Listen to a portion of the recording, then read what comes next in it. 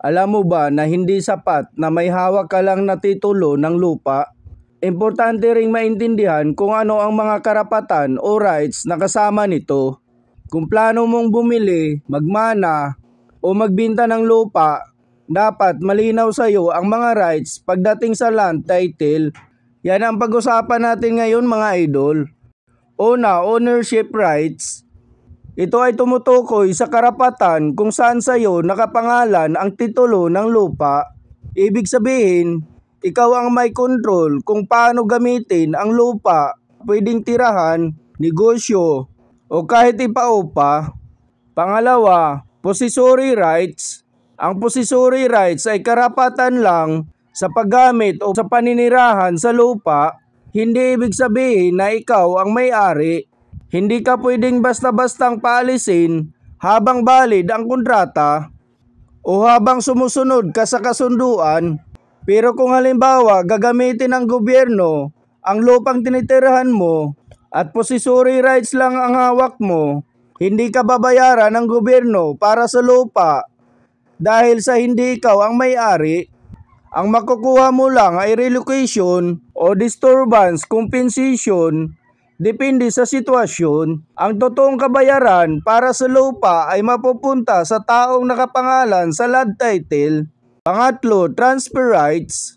Ang transfer rights ay ang karapatan ng may-ari ng lupa na nakapangalan sa titulo na ipasa o ilipat ang kanyang pagmamay-ari sa ibang tao o entity.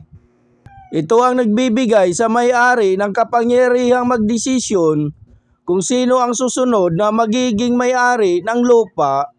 Mga paraan ng pag-transfer. Una, pagbinta.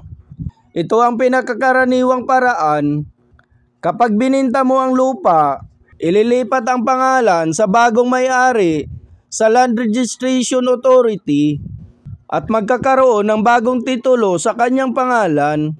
Pangalawa, donation. Kailangan ng deed of donation at dapat ma-register sa Registry of Deeds para maging valid. Pangatlo, inheritance. Succession o pamana. Kapag namatay ang may-ari, ang karapatan sa lupa ay lumilipat sa mga heirs o tagapagmana. Dadaan ito sa settlement of estate bago mailipat ang titulo. Next, mortgage. Encumbrance rights. Pwede mong isangla ang lupa bilang collateral sa bangko o lending institution. Makikita rin ito sa titulo bilang encumbrance o anotasyon. Panglima, easement rights. Ito naman ang mga karapatan ng ibang tao na gamitin ang bahagi ng lupa mo. Halimbawa, yung kapitbahay na walang daanan at kailangan dumaan sa lupa mo. Tinatawag itong right of way. At panghuli, government rights o limitation. Kahit ikaw ang may-ari, may mga obligasyon ka pa rin, gaya ng pagbabayad ng amilyar o real property tax.